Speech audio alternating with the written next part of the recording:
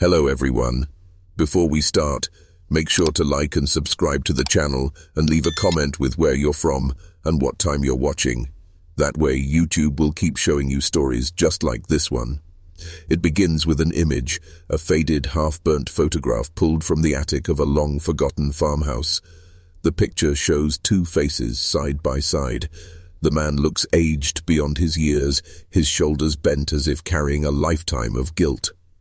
Beside him is a woman, her features blurred by the wear of time, but her resemblance to him is undeniable.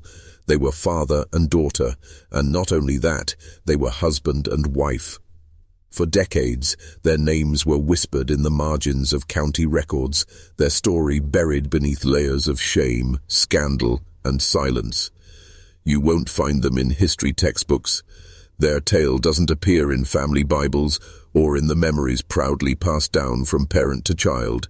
Instead, their existence lingers only in fragments, stray notes in courthouse archives, strange entries in medical records, and testimonies from neighbors who swore something was not right in that house. This was not just a forbidden love. It was a legacy of entrapment, coercion, and bloodlines twisted back upon themselves. Generations of secrecy led to one of the most disturbing unions ever documented in American history. A father who claimed his daughter not just as his child, but as his bride. A town that turned its face away, pretending not to see. And a family that became known, in hushed tones, as the most inbred couple ever. Tonight we peel back the veil on their story. We will walk the dirt roads where they lived, sift through the documents that survived, and listen closely to the rumors that never died. This is not a tale of romance. It is a haunting chronicle of control, of captivity, and of how a single family carried the unbearable weeds. Of choices no one should ever have to face. The deeper we go, the darker it becomes. And by the end, you may question how much of this story was shaped by the individuals themselves and how much was forced upon them by the shadows of the past. The father's name was once spoken freely in town meetings and church pews long before the shame settled over him like a fog.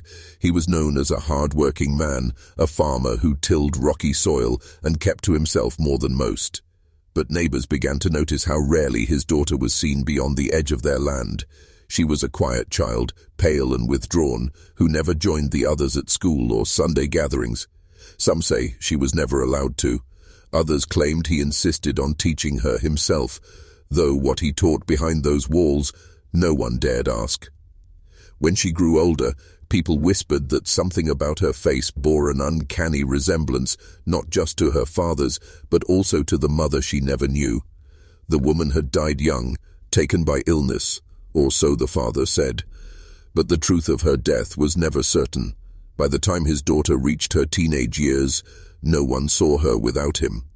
At the store, she walked 3 steps behind. At church, if she attended at all, her eyes stayed fixed to the floor. What unsettled the community was not what they saw, but what they began to suspect. Why did no young men ever court her? Why did her father grow hostile whenever another man spoke her name? Why did the girl never leave his side, even when she had chances to? The town carried these questions in silence because to confront him was to invite his anger, and so they looked away. The first record that revealed their union was found in a county ledger, buried among land deeds and tax disputes. It listed a marriage dated and signed between a man in his 40s and a woman barely 18. Their names were there, bold as truth, but the clerk who filed it must have known. Their surnames matched. Father and daughter, bound not only by blood but by vows that should never have been spoken. From that day, the whispers grew into something heavier. Farmers refused to trade with them. Mothers pulled their children away whenever the pair walked past, and yet no one dared intervene. It was as if the entire town had signed a pact of silence, allowing the most unthinkable secret to fester in plain sight. In their home, however, silence was not an option. Behind closed doors, a new reality began to take shape, a twisted household where the lines between parent and spouse no longer existed, where the daughter carried the unbearable role of both child and wife, And soon, the consequences of that unnatural bond began to show. It began with her pregnancy. For weeks, she was not seen outside the farmhouse. The neighbors assumed she was sick. But then, late one evening, the town's midwife was summoned. What she witnessed was something she never spoke of publicly, though her private notes, recovered years later, paint a chilling picture. A young woman, frail and trembling, lying in bed. Beside her, the father pacing, not like a worried parent, but like an anxious husband awaiting his heir. The child was delivered, but it did not cry as other babies did. Its eyes were clouded, its body weak, its breath shallow. It survived only days. Most would assume such a loss would drive them apart, but in truth, it seemed to bind them closer. The father refused to let the midwife return, claiming she had brought ill fortune. After that, no outsiders were allowed into the home. Yet, over the years, it became clear that more children were born there, children who were rarely seen, children whose fates were whispered about in hushed tones. Some claimed they died young, hidden in unmarked graves by the edge of the field. Others believed a few survived, though never for long enough to escape the shadow of their bloodline. The local doctor, decades later, admitted in confidence that he had once been called to the house to examine one of the children. His words lingered like a curse. The boy was not right. His body was twisted in ways I had never seen, and his eyes, those eyes told me he would not live to adulthood. The father dismissed the doctor, never allowing him back. The daughter, now a mother to her own siblings' children, carried the grief in silence. The tragedy was not just in the lives lost, but in the secrecy that smothered them. Each birth was treated as a scandal to be hidden. Each death, a shameful burden quickly buried. The town heard the rumors but chose to ignore them, afraid of what it would mean, and to face the truth. And so, the cycle continued, one that should have been broken, but instead was allowed to rot the family tree from within. By the time the daughter reached her 30s, she appeared older than her years, her face lined with sorrow, her body worn from repeated pregnancies. And the father, once seen as merely stern and reclusive, now seemed something more monstrous, clinging to the twisted family he had built in the shadows, a kingdom of silence and decay. The town never spoke openly of what they knew, but every person carried their own version of the story. Some remembered seeing small graves dug at the edge of the father's field, marked only with stones. Others claimed they heard cries late at night, the kind that didn't sound quite human. And then there were the children, those who survived just long enough to be glimpsed from a distance. Crooked spines, faces that didn't seem to fit together, eyes that wandered in opposite directions. These brief sightings were enough to keep the whispers alive. Yet no sheriff knocked on their door, no pastor condemned them from the pulpit. Silence was the currency of that time, and everyone paid with it. The few who dared to raise questions found themselves shunned, accused of gossiping or stirring trouble. "It's not our business," the townspeople said. But deep down they knew it was fear that kept their voices quiet.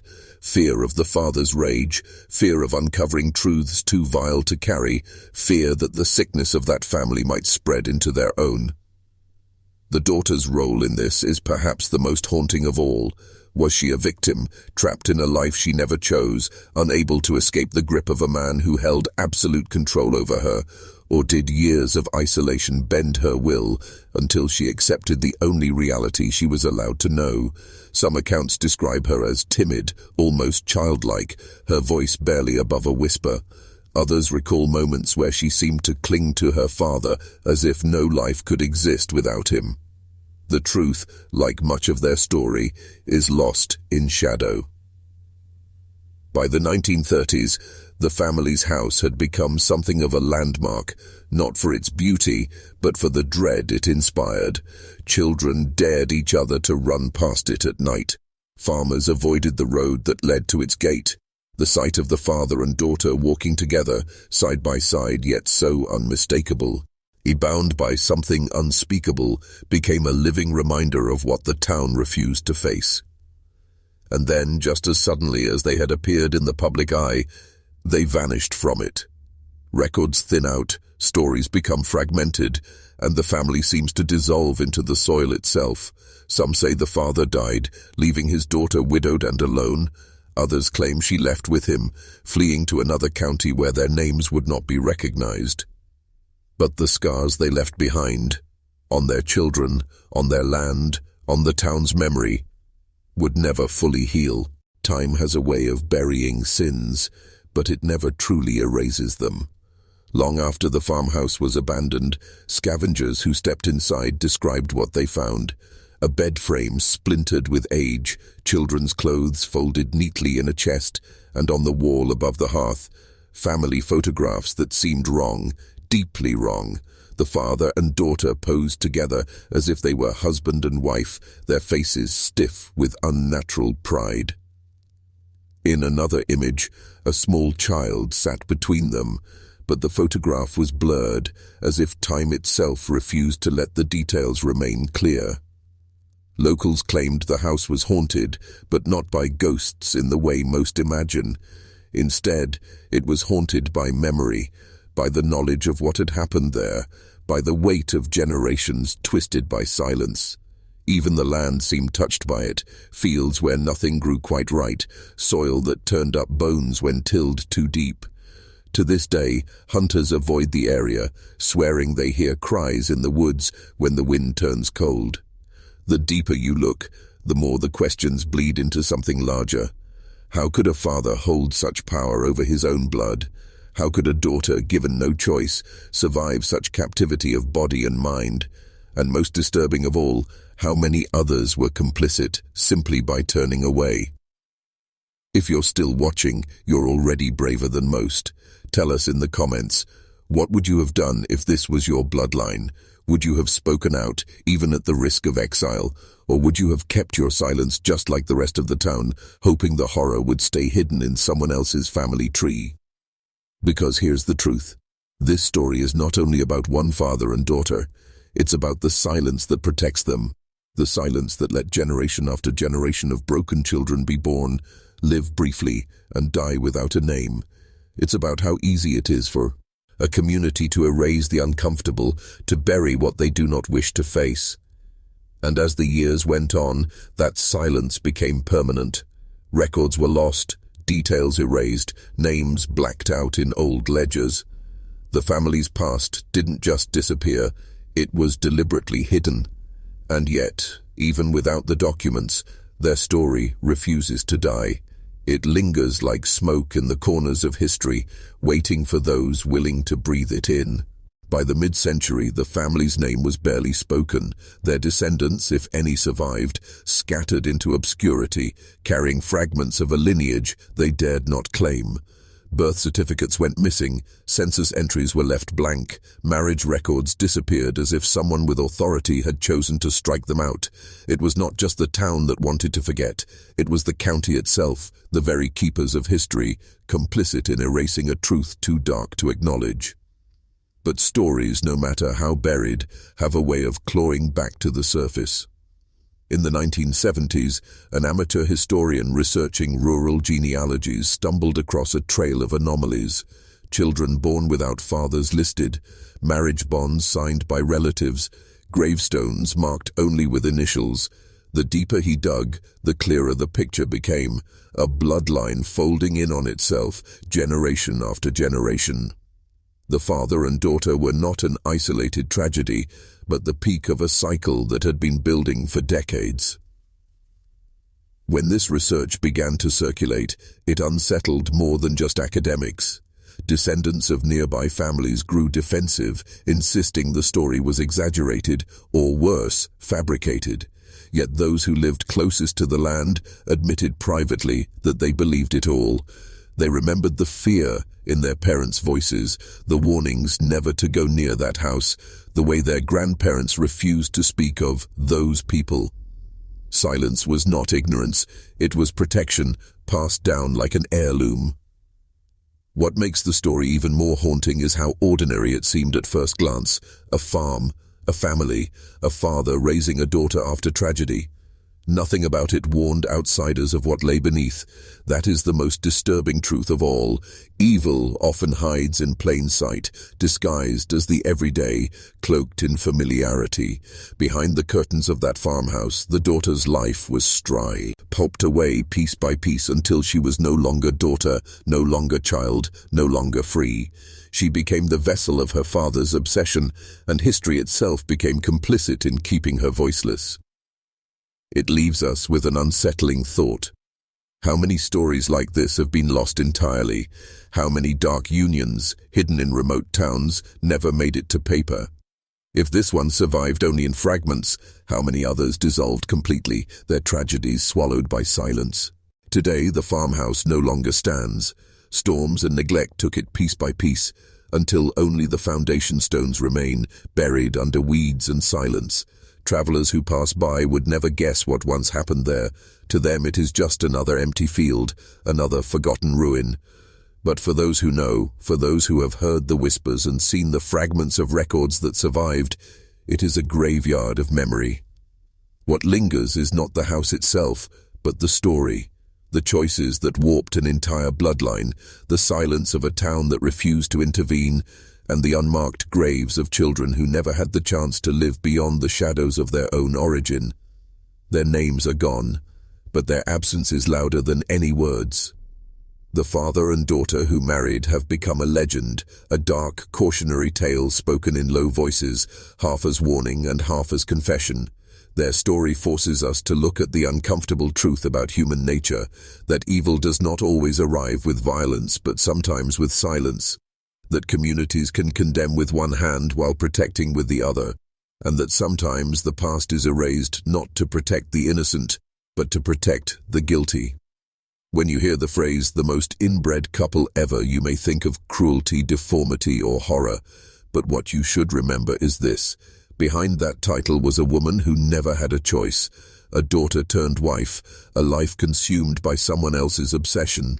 She is not just a character in a story, but a reminder of how easily the vulnerable can be trapped when no one dares to intervene.